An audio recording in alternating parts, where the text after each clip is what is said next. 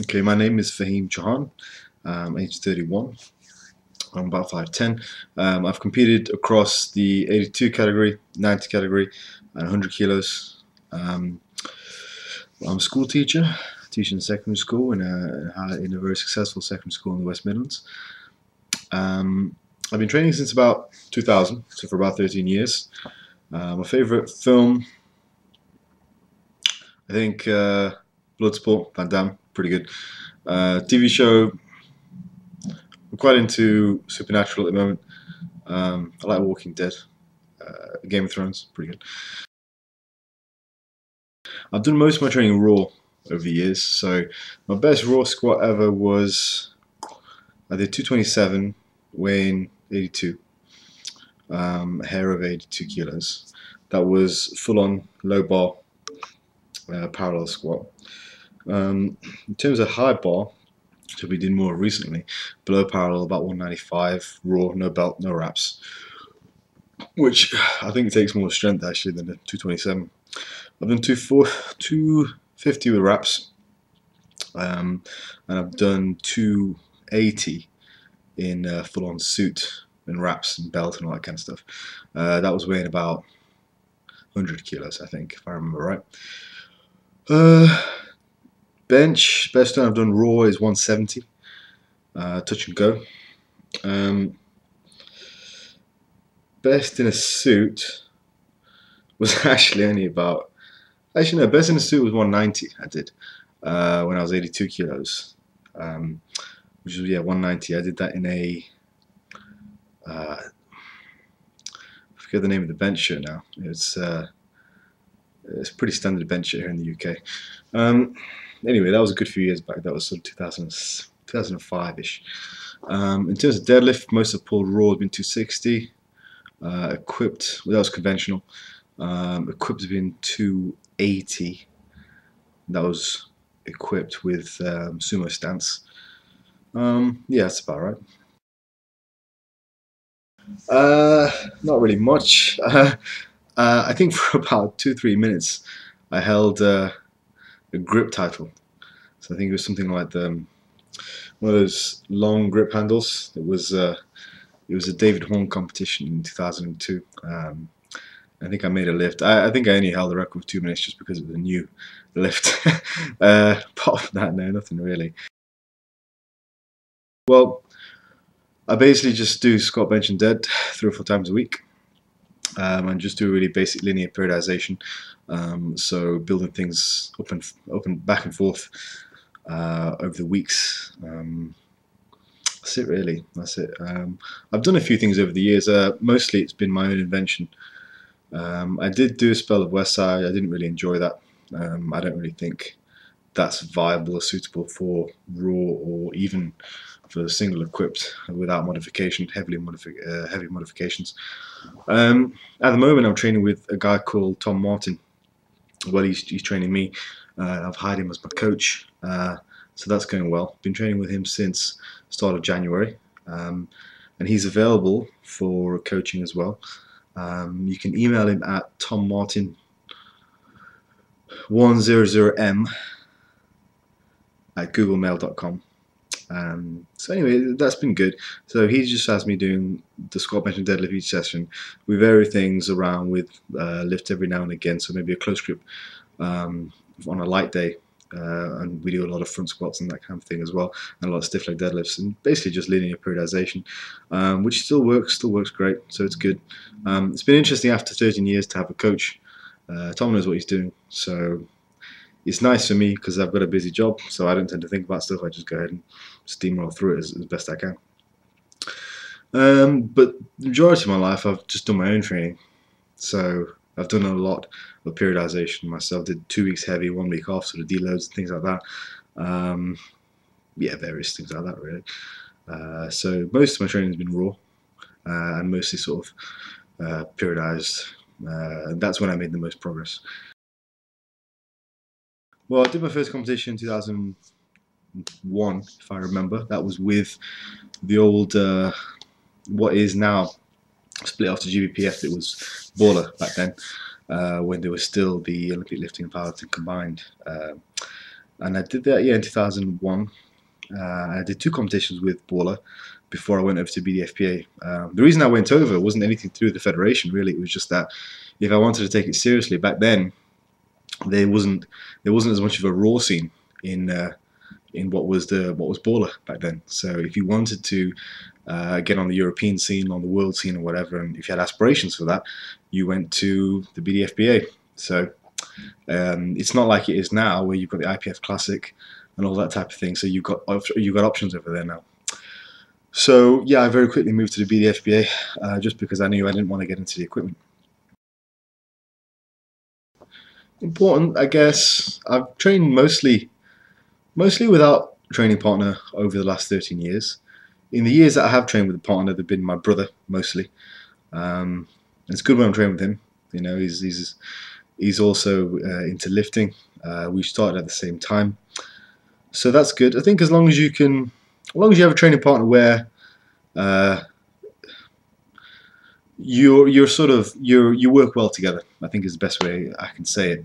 I've never really been on to feed off anyone else's energy or do all the high fives and backpats and all that kind of stuff. That's not really me. It's not really my style. But as long as you have just a smooth flow and communication in the workout, usually it makes things easier. So if you get a good training partner who has the same sort of goals as you, then great. If not, well, whatever. You know, you've got power racks, you've got safety catches. It's not a big deal. Often I quite like just going home and sitting down for a couple of hours in the gym and just having some, just some quiet time, hitting the weights, which is it's okay actually. It was around about 1999, and I used to play a lot of football, and I kept busting my ankles because I was quite a fat kid. So this December '99, I was at home because I busted my ankle again, and I was reading my eldest brother's muscle comics, the old Muscle Mag and Flex and all that kind of stuff. And I came across a few routines which I thought were kind of fun. None of them really made much sense to me except for this routine by Dorian Yates. And back then he had a real reputation for being, he was the straight talking guy. That was his thing. His routines were all sort of bare bones basics because he was into all the high intensity stuff. So that just kind of struck a chord with me because I thought, well, I looked at the other guys' routines and they're doing cable crossovers and all kinds of stuff like that. And I didn't really like that. So I basically took Dorian's routine and took away the fluff as well because I didn't like the sound of that even at an early age. And that was my first routine. And then I also looked in the Flex magazine. Then there was this book by this guy called Stuart McRobert. And so I ordered that book. I phoned my brother. He was at university at the time. This is my other brother. And I said, look, we're going to start some training when you're back. I got some weights out and back, and that's all we started. We started in January 2000. In terms of how I became a powerlifter, well, as we were going to the gym, we started off in the home gym. We were getting stronger week by week, and we went to a commercial gym, which was Applebee's in Derby, and we realised we were getting very strong very quickly. And so it just made sense. I did my first strength competition in 2000 after about 6 months of training, which was a strongman competition. Then a year after, I went competing in powerlifting. I think not learning the form on the lifts, that can be really damaging. Usually if you're a young beginner, you're still fairly flexible in the body, so your body hasn't been locked into too many movement patterns, bad movement patterns. So you can teach a beginner relatively decent form, or if you're a beginner yourself, you can make sure you get the form before you move on. And if you don't at the early age, the early stage, if you say you're squatting high and you're not controlling your benches and you're damaging your shoulder and you're humping up your deadlifts, then that's going to stick with you throughout your career. So that took a lot of time for me to correct early squat weaknesses, because I squatted high for a long time until my first competition, just because I was told in the gym that I went to that it was okay to squat high. It didn't really matter. I didn't want to go all the way down, stuff for your knees and all that kind of stuff, which I guess was fine for his perspective because he was a bodybuilder or whatever. I don't know. And so that I sort of bought into that, and that ruined my flexibility, my hamstrings, and I haven't got best leverages anyway for the squat, so I always sort of found it difficult. And I was playing a lot of catch up in the early few years with my squat form. So I think the biggest mistake that a beginner can make would be not learning the form on the list correctly. and just not putting the work in early on. I think you need a lot of sets, a lot of reps. I think probably the most damaging thing that I did early on was not putting enough work on the bench. I bought straight into this hard gainer thing, and which is which is all right, you know, if you're into that kind of thing. It's not something that I think is particularly productive anymore. I think it can get you a certain amount, a certain way, get you so far, but then you're gonna have to change things up. So I didn't really put much work in on the bench compared to what I do now. So my bench stalled for about 3 years. So 3 years, I'll probably, within the first 3 years of training, which I was training pretty seriously, I was hitting about 90 kilos to 100 kilos regularly on the bench, which is nothing. And I was pulling, you know, 220-ish. I was squatting about 170. So my other lifts were pretty decent, and I had a decent amount of size on me, but my bench was terrible.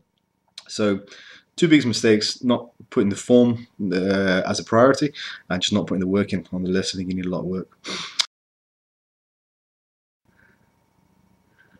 I'm not sure. I guess I trained with Tom Martin a few times, the deadlift record holder. He's the one who beat Ed Cohen's junior record at 82 kilos, and training deadlifts with him was pretty crazy because we both weigh about the same, and I'm pulling stiff legs with about sort of 200 kilos, 220, and he's doing stiff legs with about 280.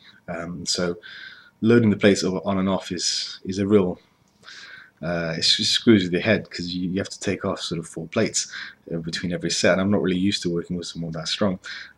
So that was pretty crazy. Apart from that, yeah, I've seen some pretty spectacular misses in competition. Guys who have somehow managed to get this low bar squat right over their heads in their lifts and then topple forward onto it as well. That was at a BDFPA competition. That was pretty crazy.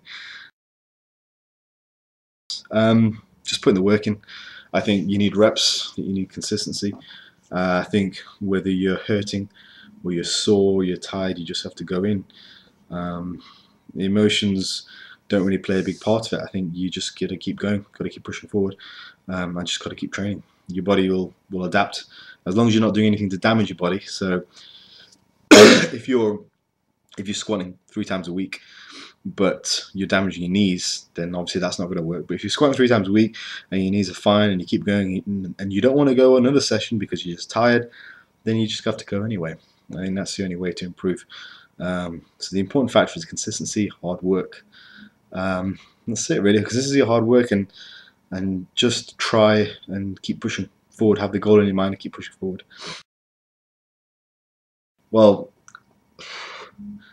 you tell me. I'm no champion either, so I mean I've won my fair share of competitions, but I wouldn't call myself a champion. Average lifter and a champion, from what I've seen from people I've interacted with, is an immense amount of work and knowledge of their bodies. Contrary to some opinions, champions aren't stupid.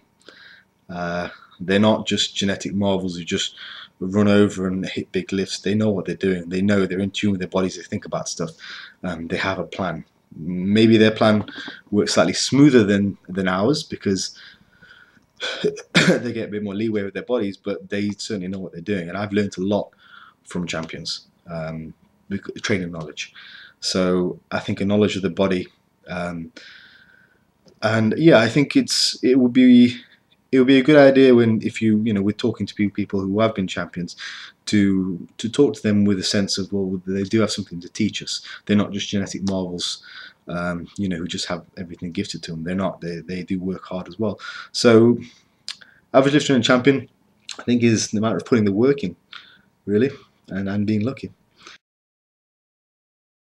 I guess consistency, really, for me. I've never won any major competitions, but I've competed in numerous regional competitions, national competitions, across a span of 13 years. So I've been up at a decent level at that for that long, which I think is an accomplishment in itself. Honestly, it was just vanity, really. I was always a big kid. I think I was about 15 stone when I was 15. and then I slimmed down a lot, and then I built back up, lifting weights. So yeah, I guess it's just that idea of being big and strong never really left me. So inspiration, because I was so young, I guess it must have come from, cartoons, He-Man, Superman, all that kind of stuff. It must have been an early subconscious influence. My favorite lift is a bench. I'm not going to lie, it's the bench, because one, I had so much trouble with it in the early years, and I'm very, very good at it now. And two, it's just a simple lift. If you see a guy with a big bench, it's not that difficult to get a big bench, especially at a higher body weight, in my opinion. And this is coming from a guy who has less than favorable leverages. As I said early on, I was stuck at a 100 kilo bench for years. But you put in enough size, you do enough work on the bench, it's relatively simple. There's not many things that can go wrong. As long as you're not doing anything too stupid with your shoulders, there's very little things that can go wrong compared to, say, a properly performed squat or a deadlift. With a bench, you can just keep putting the work, and then you'll get better, and you just keep getting bigger and more attractive muscles, which is great, So, yeah, bench, easy lift. Let's face it, it's easy compared to a squat and a deadlift, and who doesn't like, big chest and shoulders? Well, in terms of continuing to work on progress, I guess it's just my personality. I like the idea of it. I've always liked this goal-orientated sport and activity that we do. This is great. You have goals, and you can chip away at them every day, and you get that sense of accomplishment. The reason why I train it, it's just part of who I am now. I was doing it at such an early age. It's just part of my mentality. I remember actually a couple of years, about a year actually, when I stopped, when I was traveling around Asia, South Korea, and that was difficult, for me, because I was starting to get little sort of aches and pains because I had stopped training. So I'd run up some stairs and get an ankle sprain, whatever, and it would be the sort of, on my back of my mind, I'd be thinking, well, I don't know how do regular people sort of live like this. It's horrible.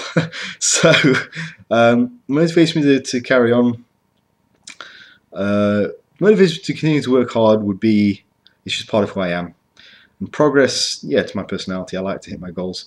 I still have goals, and part of my, as I was saying, my achievements have been longevity and consistency. And I still have my goals. I still want to hit some bigger numbers in the future. 2006, I ripped my hamstring severely in a gym in Crawley, just south of London. I ripped it completely straight through. It was a massive tear. So that was very difficult for about between 2006 to 2007. My hamstring was in really bad shape. I was still trying to rehab it, and poorly, and I re-ripped it a number of times. Between around about 2007, 2009, 2009, 2010, I pretty much gave up all hopes of competing again. It was that severe. I never thought I'd step on a platform again and lift anything meaningful. So I just did a lot of bodybuilding and that kind of thing, really.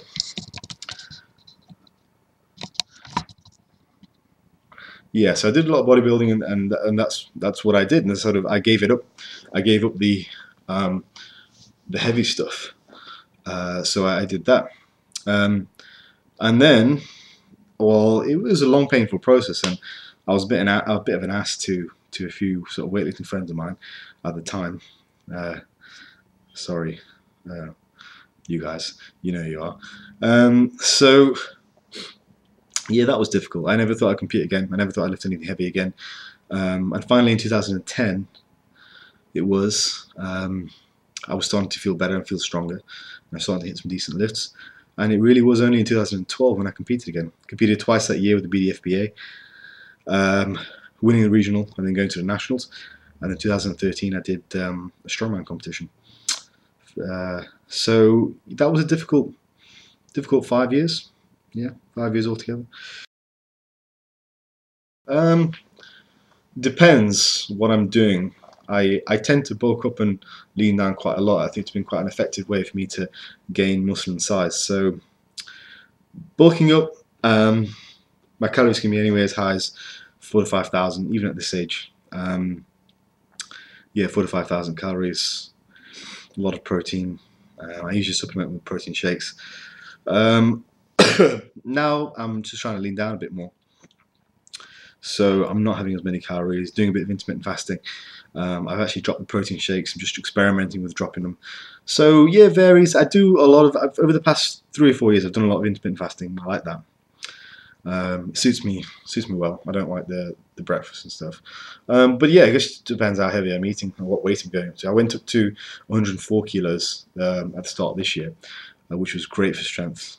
So it just depends what I'm trying to do, really. It's something which has always been in the back of my mind, and I think if you're giving away too many pounds as a competitor, it's not a good thing. And I have done that in competitions in the past, and I did that earlier this year when I competed with the 105s. Those guys were absolute animals. So yeah, I think it's very important. I think if you want to be competitive, it's absolutely vital. I think if you're happy with just being a big guy and lifting a lot of heavy weights, then fine. And I don't think it's really that difficult to get up to a decent bench and just be pretty heavy. I think it's quite easy. But if you want to be competitive, then be taking care of your diet, keeping your body relatively trim is gonna have the advantage. My favorite food, I like a good steak, rare to medium rare. My most disliked food, I I know it's really bad, but I'm really not into salad. I just can't stand it. Yeah, I hate salad. I'm not really a big fan of vegetables either. Fruit I can do. I can do fruit. Raw vegetables, I like raw vegetables. Like raw carrots, raw tomatoes chopped and all that kind of stuff. That's great. But yeah, favorite food, most disliked food. Yeah, probably salad and vegetables. I train anywhere between 3 and 4 times a week. I have done 5 or 6 times a week as well. For a while, I actually trained 12 times a week, which was twice a day, 6 days a week. But that was when I had a bit more free time. So nowadays, it's just about 3 or 4 times a week. I train at my home gym. I've had a home gym for about 4 years. So I train there. It's excellent. I love it. It's my little sanctuary. My training style is raw, full body, complete full lifts, and my belief in training. I think training is fantastic.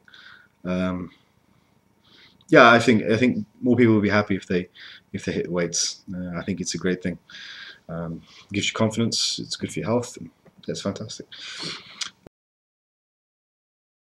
Well, I have got the controls to gym music system. So generally nowadays, I don't actually play that much music. I usually just watch videos because it's sort of my place to just hang out. So I'll put a couple of videos on, do a few sets here and there.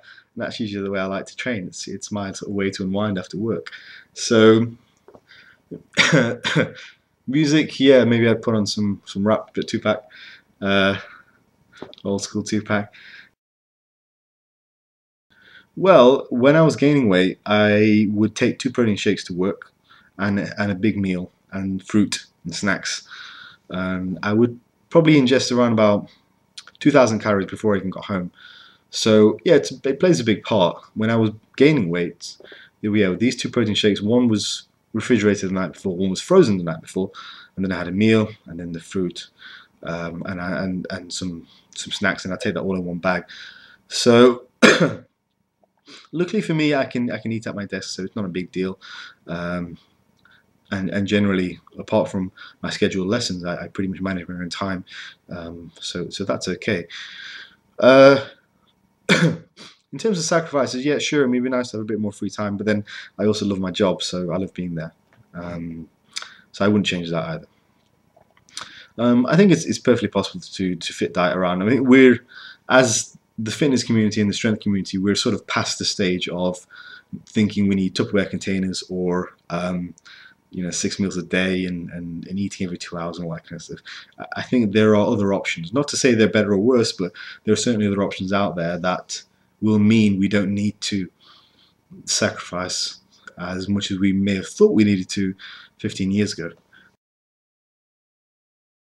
Do the lifts, do them often, and make sure you do them well, in good form. In a commercial gym, my pet peeve, I don't really have much. People who are in there, they pay their fees, they can do what they want, really. I don't really mind. Yeah, I'm not, but I've seen some odd things, some guys just running around with their tops off. I mean, obviously, you're in a bodybuilding gym and you may be, checking out your muscles or whatever. And they maybe, if that's what they like to do, then that's what they like to do. But, when they're doing that and they're pretty much, right, like half a meter away from you, and they're just staring themselves down in the mirror, that gets a little strange. Well, yeah, obviously it's a threat. It's a real threat. It's there, I just think the ceiling for overtraining is a lot higher than we've been made to believe, maybe, if that's fair. And I also think we can do a lot about our recovery abilities. So, what people would consider, a negative person might consider the ceiling of what they can do in a week related to their genetic potential. A more positive person might think, okay, well, if I make my form a little bit smoother, if I pay a bit more attention to recovery factors and stretching, if I make sure that I'm loose before I hit the session, and I'm not doing stuff which is going to affect my connective tissue and my joints too much, then I'll be able to do more. So it's the difference between being negative and saying, well, okay, it's all out of my control, or being positive and more realistic, in my opinion, and saying, well, there's actually quite a lot I can do within that ceiling to raise how much work that I can do. I think that's the biggest thing for me. I mean, if it sounds like I'm being critical of sort of hard gainer and that type of thing, I'm trying not to, but I mean, it's the whole sort of movement is really a shadow of what it used to be. So yeah, overtraining, it's overhyped and misunderstood. I personally have seen very few people do work which I would consider to be to get to the point of overtraining. That's just my opinion. I've seen very little people. I think when you get to the point where you're going to the gym and you're still tired and you're just like, well, not this again, I think that's when you're getting somewhere, personally. And the type of people who do that and who push themselves in that respect are also going to be the type of people who put in the extra work with the recovery factors, with the stretching, with making sure that they're not doing things which are damaging them, because those are the type of people that are going to need to do that. And the type of people who are going to be worried from the start about overtraining are going to be the type of people who aren't going to do all that kind of stuff and would much rather say, well, screw it, this is my genetics. That guy's got it easier. So, yeah, I think for the majority of people, I think it's overhyped and misunderstood. Obviously, it's real, it's there, but I don't think I don't think 99% of the people that I've interacted with on forums do anything close to the amount of work it would need to actually overtrain them if they paid attention to what they were doing and did it properly. At my home gym, actually. Yeah, my home gym. I like my home gym. Yeah, like I said, it's my sanctuary. So yeah, my home gym. Let's see. Sure, a lot of activities in my perfect day I probably couldn't comment on, but it would certainly involve a gym session with my brother, time with family, a lot of time on my own. Yeah, just relaxing time, I guess. Relax, eat some food, watch some good films. Pretty boring. There you go. My favorite quote or words of wisdom. This is the final question. I don't really know. I think I would sum up my training and sum up my life as in just do what you love and do it often. Thank you.